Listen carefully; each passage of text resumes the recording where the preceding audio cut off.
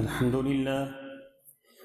لله نحمده ونستعينه ونستغفره ونؤمن به ونتوكل عليه ونعوذ بالله من شرور أنفسنا ومن سيئات أعمالنا من يهده الله فلا مضل له ومن يضلل فلا هادي له وأشهد أن لا إله إلا الله وحده لا شريك له وأشهد أن محمدا عبده ورسوله أما بعد فإن أحسن الكلام كلام الله وأحسن الهدي هدي محمد صلى الله عليه وسلم وشر الأمور محدثاتها وكل محدثة بدعة وكل بدعة ضلالة وكل ضلالة في النار. قال الله تبارك وتعالى في القرآن المجيد: أعوذ بالله السميع العليم من الشيطان الرجيم. بسم الله الرحمن الرحيم. يا أيها الذين آمنوا لا يسخر قوم من قوم عسى أن يكونوا خيرا منهم ولا نساء من نساء عسى أن يكن خيرا منهن ولا تلمزوا أنفسكم ولا تنابزوا بالألقاب بئس الاسم الفسوق بعد الإيمان ومن لم يتب فأولئك هم الظالمون. يا أيها الذين آمنوا اجتنبوا كثيرا من الظن إن بعض الظن إثم ولا تجسسوا ولا يغتب بعضكم بعضا أيحب أحدكم أن يأكل لحم أخيه ميتا فكرهتموه واتقوا الله إن الله تواب رحيم. اللهم صل على محمد وعلى آل محمد كما صليت على إبراهيم وعلى آل إبراهيم إنك حميد مجيد. اللهم بارك على محمد وعلى آل محمد كما باركت على إبراهيم وعلى آل إبراهيم إنك حميد مجيد. سبحانك لا علم لنا إلا ما علمتنا إنك أنت العليم الحكيم.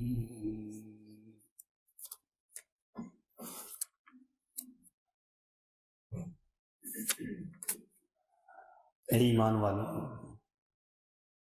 کوئی قوم کسی قوم سے مذاق نہ کرے. ہو سکتا ہے وہ ان سے بہتر ہوں، اور نہ کوئی عورتیں دوسری عورتوں کا تمسخر اڑائیں. ہو سکتا ہے کہ وہ ان سے بہتر ہوں، اور نہ اپنے لوگوں پر عیب لگاؤ، اور نہ ایک دوسرے کو برے ناموں کے ساتھ پکارو. ایمان لانے کے بعد فاسق ہونا بہت برا نام ہے، اور جس نے توبہ نہ کی سو وہی اصل ظالم ہے. اے ایمان والو، بہت سے گمان سے بچو، بدگمانی سے بچو. یقیناً بعض گمان گناہ ہوتے ہیں. نہ جاسوسی کرو، اور نہ تم میں سے کوئی ایک دوسرے کی غیبت کرے. کیا تم میں سے کوئی اس بات کو پسند کرتا ہے کہ اپنے بھائی کا گوشت کھائے جب کہ وہ مردہ ہو؟ سو تم میں سے ہر ایک اس بات کو ناپسند کرتا ہے. اللہ سے ڈرو، یقیناً اللہ بہت توبہ قبول کرنے والا اور نہایت ہی رحم والا ہے۔ آیت نمبر 11 اور 12 سورہ الحجرات۔ سامعین محترم، اصلاح معاشرہ سورہ حجرات کی روشنی میں اس پر گزشتہ جمعوں میں بات ہوئی، اور آج کا یہ جمعہ اس موضوع کا آخری جمعہ ہے، اس یقین کے ساتھ کہ جو کچھ کہا ہے اللہ تعالیٰ اپنی بارگاہ میں قبول فرمائے، اور اس امید کے ساتھ کہ اللہ تعالیٰ ہم سب کو اس پر عمل پیرا ہونے کی توفیق عطا فرمائے۔ سامعین محترم، آپ سماعت فرما چکے ہیں کہ ہر معاشرہ جو امن کا گہوارہ بنتا ہے، اخوت اور بھائی چارگی کا مظہر بنتا ہے، اس کی کچھ وجوہات ہوتی ہیں، چاہے افراد ہوں، قومیں ہوں، پورے کا پورا معاشرہ ہو، اس کے پیچھے ایک بہت اہم اصول اور ضابطے کار فرما ہوتے ہیں کہ جس کے بنا پر وہ معاشرہ خوبصورت بنتا ہے۔ اسلام نے جو مدینہ طیبہ کی ریاست کے افتتاح کے موقع پر جو اصول اور ضابطے دیے اہل ایمان کو آپس میں معاشرتی طور پر رہنے کے لیے، دنیا میں کسی مذہب میں اس کی نظیر نہیں ملتی۔ اس سے ماقبل آیات میں آپ سماعت فرما چکے ہیں کہ ہر اس بات کا ذکر کیا گیا جس سے معاشرے کے اندر خرابی پیدا ہو سکتی ہے، اس سے روکا گیا اہل ایمان کو۔ میں نے آپ سے پہلے جمعے میں عرض کیا تھا کہ قرآن پاک میں جہاں بھی یہ لفظ آتا ہے نا، یا ایھا الذین آمنوا، تو اس سے اہل ایمان کو چکنا ہونا چاہیے کہ ہمارا رب ہم سے مخاطب ہے، اور اہل ایمان کو خوب توجہ کے ساتھ بات سننی چاہیے۔ قرآن پاک کی اس ایک سورہ مبارکہ میں 5 مرتبہ اہل ایمان کو خطاب ہے، تو اہل ایمان کو توجہ کے ساتھ، انہماک کے ساتھ، وہ جو معاشرے کے بہتری کے لیے، خوبصورت معاشرے کے لیے اصول اور ضابطے بنائے گئے، ان ضابطوں کو سننا اور ان ضابطوں کو اپنانا، یہ اہل ایمان پر لازم ہے، یہ آپ کے رب کا حکم ہے۔ اگر ہم میں سے کسی فرد، کسی شخص کی کسی بھی عمل سے معاشرے کے اندر خرابی پیدا ہوتی ہے، اس خرابی کے ذمہ دار بھی ہم ہی ہیں، اور کل قیامت کے دن اللہ اس بات کے متعلق پوچھے گا۔ ہمیں کبھی یہ نہیں سوچنا چاہیے ہمیں پوچھنے والا کوئی نہیں۔ ایک مسلمان یہ بات سوچ سکتا ہے کہ جس نے سب سے پہلے آنکھیں بند ہوتے ہی قبر کے اندر اس کے سوال جواب ہوتے ہوں گے، آنکھیں بند ہوتے ہی اس کے مرحلہ اگلا شروع ہو جاتا ہے، پھر میزان اس کی اہل ایمان کا یہ ایمان ہے کہ ہمارا ایک ایک عمل لکھا جا رہا ہے، کرامن کاتبین یعلمون ما تفعلون۔ پھر اہل ایمان کا یہ ایمان ہے ما یلفظ من قول الا لدیہ رقیب عتید، جو جملے ہم کہتے ہیں یہ جملے ختم نہیں ہو جاتے، یہ جملے منوان جملے محفوظ کیے جاتے ہیں، اور ان ایک ایک جملوں کو کل قیامت کے دن تولا جائے گا۔ یہ لفظ الحمدللہ کیا ہے؟ ایک جملہ ہے، آپ کی زبان سے لفظ الحمدللہ نکلا ہے، سبحان اللہ نکلا، اللہ اکبر نکلا، کل قیامت کے دن یہی جملہ تولا جائے گا۔ اور اللہ کے رسول صلی اللہ علیہ وسلم نے کیا فرمایا؟ الحمدللہ، بظاہر چھوٹا سا جملہ، 1 سیکنڈ کے وقفے سے ادا ہونے والا جملہ، کل قیامت کے دن جب اللہ کے بنائے ہوئے میزان کے اندر رکھا جائے گا، وہ میزان جس کے اندر زمین و آسمان آئے گی، میزان خالی رہے گا، فرمایا لفظ الحمدللہ سے پورے کا پورا میزان بھر جائے گا۔ اور اسی طریقے سے اگر انسان کوئی جملہ بعض اوقات زبان سے ایسا کہہ دیتا ہے، رسول اللہ صلی اللہ علیہ وسلم نے فرمایا کہ وہ انسان بہت نیک ہوتا ہے، صالح ہوتا ہے، اچھا انسان ہوتا ہے، یہاں تک کہ اس کی اچھائیوں کی وجہ سے، نیکیوں کی وجہ سے جنت کے اور اس کے درمیان ایک بالش کا فاصلہ رہ جاتا ہے۔ ایک بالش کتنا ہے؟ یہ ایک بالش۔ اب اتنا فاصلہ رہ گیا اس بندے کو جنت میں جانے کے لیے، زبان سے کوئی ایسا جملہ اس نے نکال دیا، کوئی ایسا لفظ نکال دیا، کوئی ایسا حرف نکال لیا کہ اس لفظ سے اللہ اتنا ناراض ہوا کہ فرمایا کہ وہ ایک بالش کا جو فاصلہ تھا وہ اللہ نے ختم کر کے اللہ نے اس کو جہنم کی گہرائیوں کے اندر پھینک دیا. ایک لفظ سے، ایک جملے سے اتنا بڑا معاملہ ہوتا ہے. ہم یہ کبھی نہیں سوچتے کہ ہمارے جملوں سے کل قیامت کے دن ہمیں کیا کیا سہنا پڑے گا. ایک جملے سے بندے کی پکڑ ہو سکتی ہے، ایک لفظ سے پکڑ ہو سکتی ہے. اس لیے فرمایا بعض اوقات بندہ وہ جملہ زبان سے ادا کرتا ہے کہ زمین و آسمان اپنی جگہ سے اس جملے سے ہل جاتے ہیں. اللہ کے فرشتے لعنت بھیجنا شروع کر دیتے ہیں. اللہ عرش پر ناراض ہو جاتا ہے. عذاب کے فرشتے کوڑے برسانا شروع کر دیتے ہیں کہ تو آ اور تیرا ہم اشر نشر کریں کہ تو نے وہ جملہ نکالا ہے کہ جس سے کائنات کی ہر مخلوق کو تکلیف ہوئی ہے. اس لیے فرمایا ایک اصول بیان کیا نا، من کان یؤمن باللہ والیوم الاخر فلیقل خیرا. فرمایا جو اللہ پر ایمان رکھتا ہے، جس کو پتا ہے کہ اللہ پر ایمان ہے، اللہ کو کل جواب دینا ہے میں نے، والیوم الاخر، کل قیامت کے نامہ اعمال میرے سامنے پیش ہوں گے، ایک ایک جملہ اس میں لکھا ہوگا. وقالوا ما لهذا الكتاب لا يغادر صغيرة ولا كبيرة الا احصاها ووجدوا ما عملوا حاضرا ولا يظلم ربك احدا. فرمایا کہ کوئی چھوٹا کوئی بڑا جملہ، کوئی چھوٹا کوئی بڑا گناہ، ومن يعمل مثقال ذرة خيرا يرى ومن يعمل مثقال ذرة شرا يرى. شاید ہم تو بھول گئے ہیں لیکن اللہ کے فرشتوں نے لکھ دیا. شاید ہم نے اس کو بڑا سمجھا ہی نہیں ہے، اللہ تعالیٰ کے ہاں وہ جملہ بہت بڑا لکھا گیا ہے.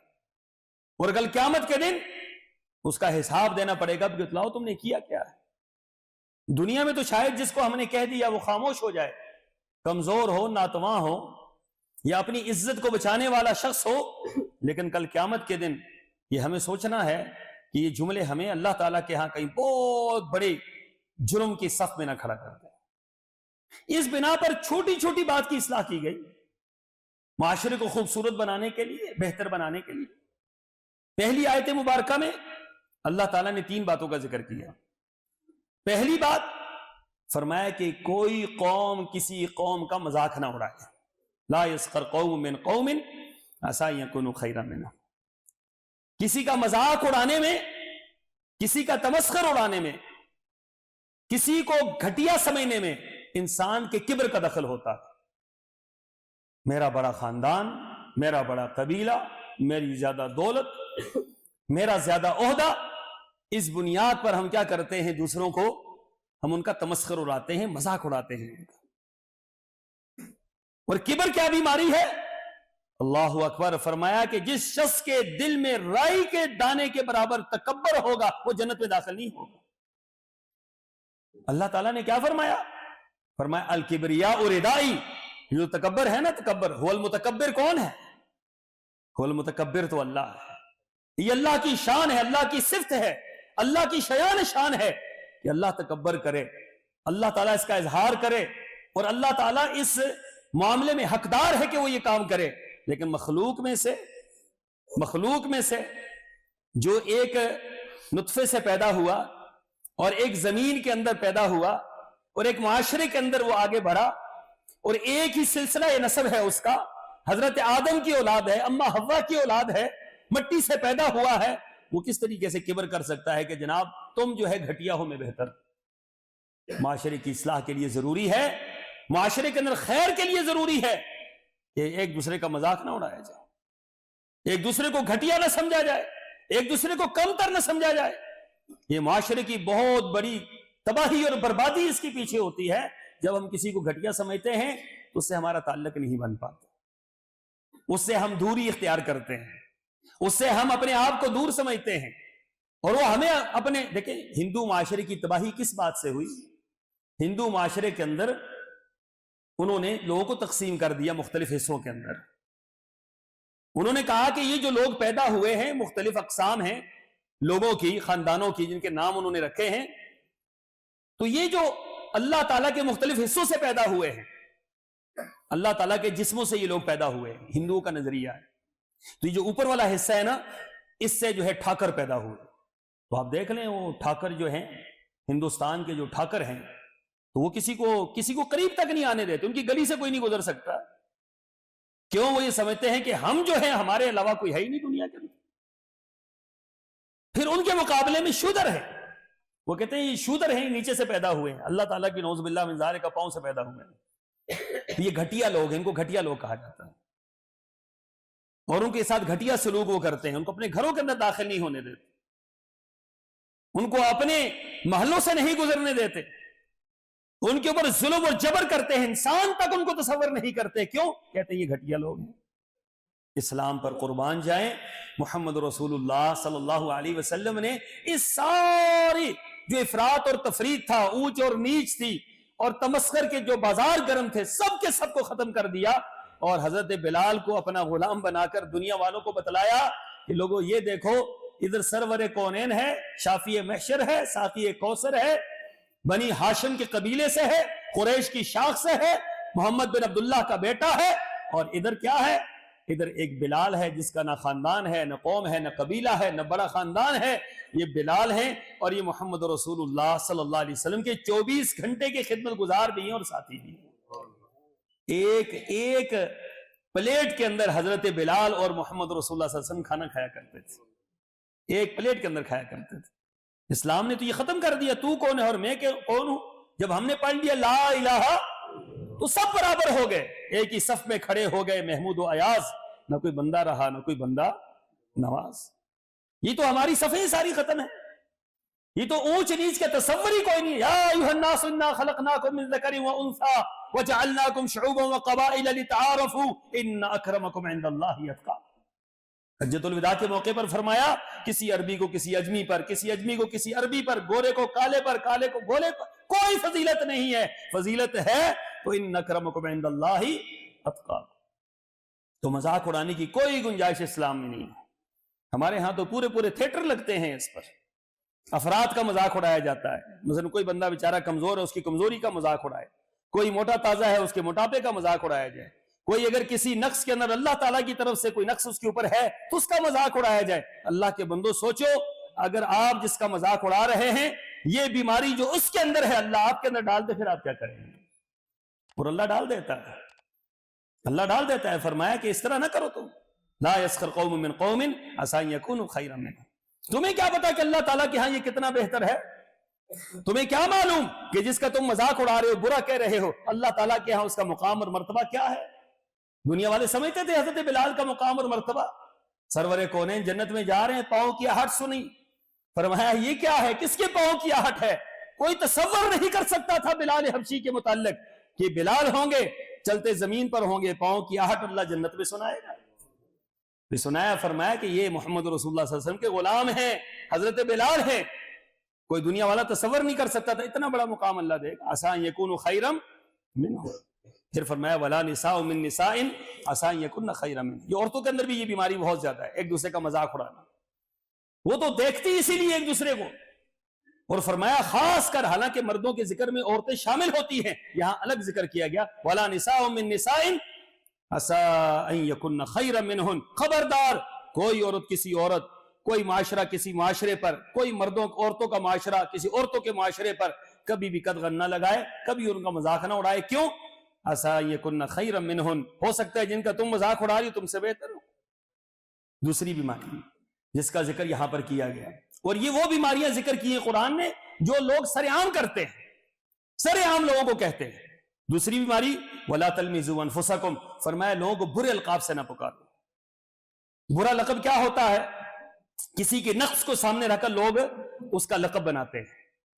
یہ رسول اللہ صلی اللہ علیہ وسلم کے معاشرے میں، زمانے میں، یہ جاہلی معاشرے کا یہ پیداوار کردہ چیز تھی کہ جس کو دیکھتے تھے نا، کوئی بیچارہ کانا ہے، کوئی لنگڑا ہے، کوئی کسی کو اور بیماری ہے، تو اس کو سامنے رکھ کر اس کا لقب بنا لیتے تھے۔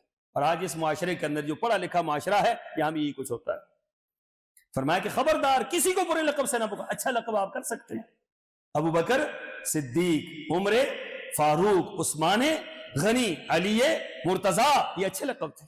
اچھے لقب تو آپ کسی کو دے سکتے ہیں، لیکن کسی کے سامنے رکھ کر ان کو برا لقب دینا، یہ معاشرے کی تباہی ہے۔ اس سے نفرت پیدا ہوتی ہے، اس سے دلوں کے اندر بغض پیدا ہوتا ہے، کینہ پیدا ہوتا ہے، حسد پیدا ہوتا ہے، بدلہ لینے کا، انتقام لینے کا جذبہ پیدا ہوتا ہے۔ اس لیے فرمایا معاشرے کی خرابی اس سے وابستہ ہے، لہذا خبردار ولا تلمزوا انفسکم، تم میں سے کوئی کسی کو برے لقب سے نہ پکارے۔ ولا تلمزوا انفسکم، اور فرمایا ولا تنابزوا بالالقاب، دو جملے الگ الگ ہیں. تلمزوا انفسکم فرمایا کہ نہ اپنے آپ پر عیب لگاؤ. دیکھیں کیسا عجیب جملہ قرآن نے کہا ہے، سبحان اللہ. اپنے آپ پر عیب لگانا کیا ہے؟ ایک مسلمان جب دوسرے پر عیب لگاتا ہے تو وہ کس پر عیب لگا رہا ہوتا ہے؟ وہ اپنے آپ پر عیب لگا رہا. آپ کسی دوسرے کو جب برا کہتے ہیں تو دوسرے کو برا نہیں کہتے، اپنے آپ کو برا کہہ رہے ہوتے ہیں. رسول اللہ صلی اللہ علیہ وسلم کو فرمایا وہ شخص کتنا بدترین انسان ہے جو اپنے ماں باپ کو گالی دیتا ہے. صحابہ کرام پریشان ہوئے، اللہ کے رسول صلی اللہ علیہ وسلم قربان جائیں، کون بد نصیب ہوگا جو اپنے ماں باپ کو گالی دے گا؟ فرمایا کہ وہ شخص جو دوسرے کو ماں باپ کو گالی دیتا ہے گویا وہ کیا کر رہا ہے؟ اپنے ماں باپ کو گالی دے رہا ہے. اسی طریقے سے جب آپ کسی کا نقص نکالتے ہیں تو کسی کا نہیں نکال رہے ہوتے، آپ اپنا نقص بیان کر رہے ہوتے ہیں. آپ کے اپنے اندر اصلاح نہیں ہوتی، آپ کے اندر تقوی نہیں ہوتا، آپ کے اندر خشیت الہی نہیں ہوتی، اللہ کا ڈر نہیں ہوتا، اللہ کا خوف نہیں ہوتا، کبر ہوتا ہے، غرور ہوتا ہے، اور اپنے آپ کو برتر سمجھنے کا جذبہ ہوتا ہے. اس بنا پر آپ دوسرے پر الزام لگاتے ہیں یا دوسرے کو آپ برے القاب سے پکارتے ہیں. تو فرمایا خبردار ولا تلمزوا انفسکم، اپنے آپ کو جو ہے برتر نہ سمجھو، اپنے آپ پر عیب نہ لگاؤ، دوسرے کو گھٹیا نہ سمجھو. ولا تنابزوا بالالقاب، اور برے القاب سے نہ پکارو. یہ وہ چیزیں تھیں جو ظاہری قرآن نے ذکر کی کہ ظاہر میں لوگ یہ کام کرتے ہیں. تینوں گناہ جو ظاہر میں معاشرے کے اندر موجود ہیں اور لوگ ایک دوسرے کو کہتے ہیں، ان کا ذکر کرنے کے بعد فرمایا بئس الاسم الفسوق بعد الایمان. فرمایا ایمان لانے کے بعد فاسق ہونا بہت برا کام ہے. ایمان اور فسق کو دو الگ الگ چیزیں ہیں. فاسق تو گناہگار کو کہتے ہیں، فاسق تو برے انسان کو کہا جاتا ہے، اور ایماندار اس کے مد مقابل ہوتا ہے، اچھا انسان ہے، خیر والا ہے، بھلائی والا ہے. تو فرمایا کہ جو شخص یہ القاب اختیار کرتا ہے، یہ گناہ اختیار کرتا ہے، وہ فاسقوں میں شامل ہو جاتا ہے. ایک انسان ایمان کا دعویٰ بھی کرے اور ساتھ ساتھ فسق کے اندر بھی شامل ہو تو فرمایا یہ نہیں ہو سکتا ہے. بئس الاسم الفسوق بعد الایمان ومن لم یتب فاولئک هم الظالمون. جملہ دیکھیے قرآن کا کیا ہے. فرمایا کہ جو توبہ نہیں کرے گا، ان گناہوں سے توبہ نہیں کرے گا، ان برائیوں سے توبہ نہیں کرے گا، تو وہ ظالم ہے. اس سے بڑھ کر ظالم کون ہو سکتا ہے؟ قرآن نے جس کو ظالم کہا یقیناً وہ ظالم ہوتا ہے. قرآن جس کو ظالم کہتا ہے تو الظلم ظلمات یوم القیامہ. فرمایا یہ جو ظلم ہے نا، یہ قیامت کی اندھیریوں میں سے ایک اندھیری ہے. اللہ تعالیٰ کل قیامت کے دن پوچھے گا اس پر ظلم کیوں کیا تھا تو نے؟ اس کو میں نے بنایا تھا، تو نے بنایا تھا. اس کو رزق میں نے دینا تھا، تو نے دینا تھا. اس کا مالک میں تھا یا تو تھا؟ تو نے اس پر ظلم کیوں کیا ہے؟ تو نے اس کو یہ کیوں کہا ہے؟ تو کل قیامت کے دن اللہ کو کیا جواب دیں گے؟ تو فرمایا ومن لم یتب فاولئک هم الظالمون. جو توبہ نہیں کرے گا وہ ظالم ہے. یہ تین گناہ وہ ذکر ہوئے جو سر عام لوگ ایک دوسرے کو کہتے ہیں. تین ان گناہوں کا ذکر اگلی آیت کے اندر ہے کہ جو لوگ اپنے دل کے اندر رکھتے ہیں اور خفیہ مجالس کے اندر باتیں کرتے ہیں. ان میں سے پہلی بات بدزنی ہے، کسی کے متعلق گمان پیدا کر دینا. اکثر ایسے ہی ہوتا ہے کہ میرا گمان ہے کہ وہ ایسا ہے. آپ کا گمان شریعت کا مسئلہ ہے. آپ کا گمان جو ہے وہ کوئی وحی الہی پر مشتمل ہے. آپ کی جو ذہن کے اندر بات آئی آپ نے اس کو ایک رخ دے دیا اور الزامات کی بوچھار کر دی. فرمایا دیکھیں سبحان اللہ، معاشرے کی اصلاح کے لیے، معاشرے کی خیر کے لیے، اہل ایمان کے ربط کے لیے، اہل ایمان کی محبتوں کے لیے سوچنے پر بھی پابندی لگا دی گئی. خبردار آپ کسی مسلمان کے متعلق برا سوچ بھی نہیں سکتے.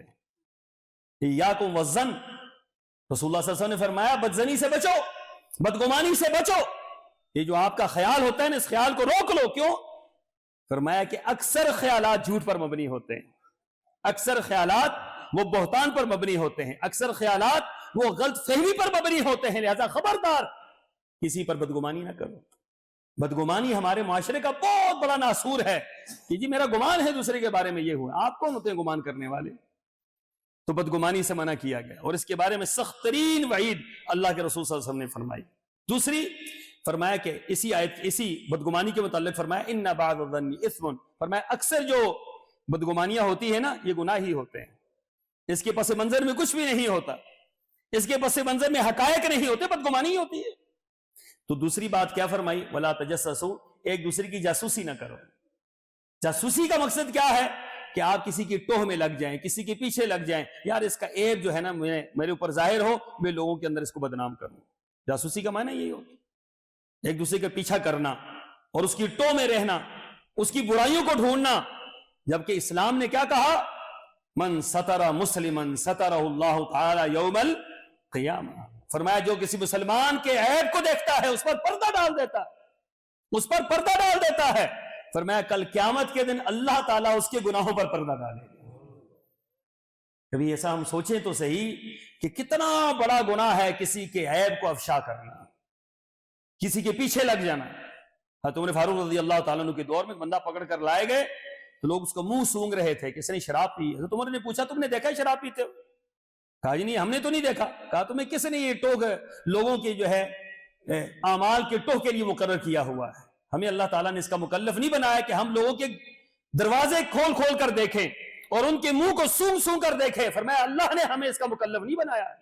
ہاں اگر کوئی پیتے ہوئے دیکھیں گے اس کو ضرور اس پر حد جاری کریں گے، لیکن کسی کو منہ کو سونگنا یہ ہمارے لیے اجازت نہیں ہے کہ ہم ان کی ٹو میں لگے رہیں کہ لوگ کیا کرتے ہیں، ہم ان کی ٹو میں لگے رہیں کہ ان کے عیب ہمیں ملے اور ہم لوگوں کے سامنے اس کو افشا کر دیں۔ وَلَا تَجَسَّسُوا، فرمایا خبردار جاسوسیاں نہ کرو ایک دوسرے کی۔ اب یہ جو جاسوسی والا معاملہ ہے یہ تو اتنا ہولناک ہے، یہ تو ہمارا قومی المیہ مسئلہ بن چکا ہے۔ آپ دیکھیں کہ ہماری ٹیپ ریکارڈ جو ہے نا، ہماری یہ گفتگو جو ہوتی ہے یہ موبائل کے اوپر فلاں فلاں یہ بھی ریکارڈ ہو رہی ہوتی ہے، یہ گفتگو یہ ریکارڈ کرنا کسی کی یہ ولا تجسسوا میں آتا ہے۔ یہ حکومتیں بھی نہیں کر سکتی، حکومتوں کو اس بات کی اجازت نہیں ہوتی۔ حکومت اسلامی ہو تو ان کی اس بات کی اجازت ہی نہیں ہوتی کہ آپ لوگوں کے ٹوہ میں لگ جائیں۔ کون سا بندہ پھر پاک رہے گا دنیا کے اندر؟ کوئی ہے پاک؟ کوئی دنیا کے اندر جو ہے وہ بچ سکتا ہے؟ یہ صرف اور صرف کیا ہے؟ یہ بے دینی کی علامت ہے کہ ایک دوسرے کی جاسوسیوں میں لگ جائیں، ایک دوسرے کی ٹوہ میں لگ جائیں، ان کو بدنام کرنے کی کوشش کریں۔ تو فرمایا یہ کام نہ کرو، یہ بھی خفیہ گناہ ہے لیکن منع کیا گیا۔ تیسرا اور آخری فرمایا ولا یغتب بعضکم بعضا، فرمایا ایک دوسرے کی غیبت نہ کرو۔ غیبت کیا ہے؟ اللہ کے رسول صلی اللہ علیہ وسلم نے فرمایا کہ بھائی کی اس بات کا تذکرہ کرنا، بھائی کی اس بات کا تذکرہ کرنا جو اسے ناپسند ہو۔ صحابہ اکرام نے عرض کیا اللہ کے رسول صلی اللہ علیہ وسلم یہ بتلائیے اس کے اندر عیب موجود ہو جس کا ہم تذکرہ کر رہے ہیں، پھر فرمایا پھر ہی تو غیبت ہے۔ اگر اس کے اندر وہ عیب موجود نہیں ہے جو تم اس پر لگا رہے ہو پھر تو بہتان ہے، اور بہتان غیبت سے ہی بڑا گناہ ہے۔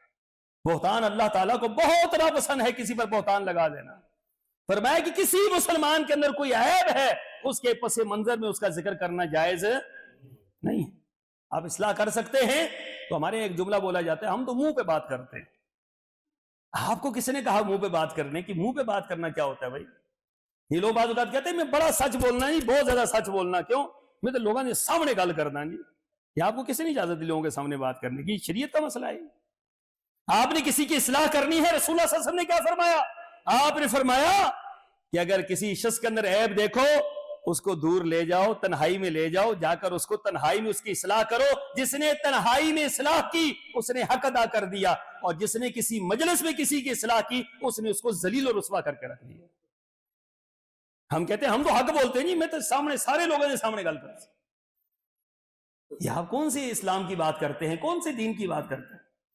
بے دین معاشرے کی باتیں اٹھا کر، یہود و نصارہ کی باتیں اٹھا کر، غیر معاشرے کی باتیں اٹھا کر، بدترین معاشروں کی باتیں اٹھا کر اسلامی معاشرے کا حصہ ہم نے بنا دیا، اور ہم اس پر فخر کرتے ہیں جناب میں تو حق بولتا ہوں۔ آپ اتنا حق نہ بولیں، آپ کو کس نے اجازت دی آپ یہ والا حق بولے؟ کسی کے عیبوں کو آپ خیر بیان کریں نا، آپ بھلائیاں بیان کریں، اچھائیاں بیان کریں۔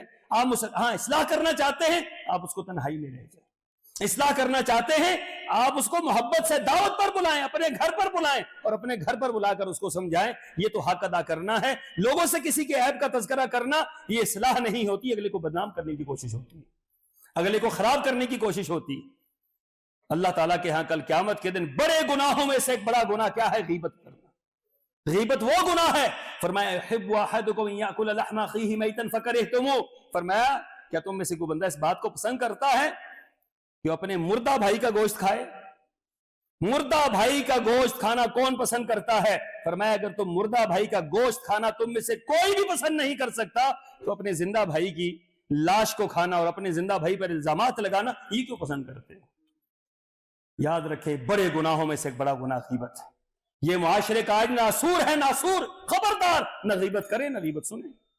کل قیامت کے دن ورنہ کیا ہوگا؟ ورنہ یہ ہوگا کہ جس کی غیبت آپ نے کی ہے کل قیامت کے دن اس کو جواب دینا پڑے گا، کل قیامت کے دن اس کے سامنے مفلس بن کر کھڑا ہونا پڑے گا، کل اللہ کو ایک ایک بات کا دلیل دینا پڑے گی، جواب دینا پڑے گا کہ اللہ یہ جو الزام لگایا تھا اس لیے لگایا تھا۔ تو اس لیے ہم ان باتوں کے مکلف نہیں ہیں۔ اللہ تعالیٰ نے 6 باتوں کا ان آیات مبارکہ کے اندر ذکر کیا، اور 6 وہ باتیں ہیں جس سے معاشرے کے اندر خیر پیدا ہوگی، بھلائی پیدا ہوگی، معاشرے کے اندر پیار اور محبت اور اخوت اور بھائی چارگی پیدا ہوگی، اور نفرتیں جو ہیں معاشرے سے ختم ہوں گی۔ اللہ مجھے اور آپ کو عمل کی توفیق عطا فرمائے۔ وآخر دعوانا ان الحمد للہ رب العالمین۔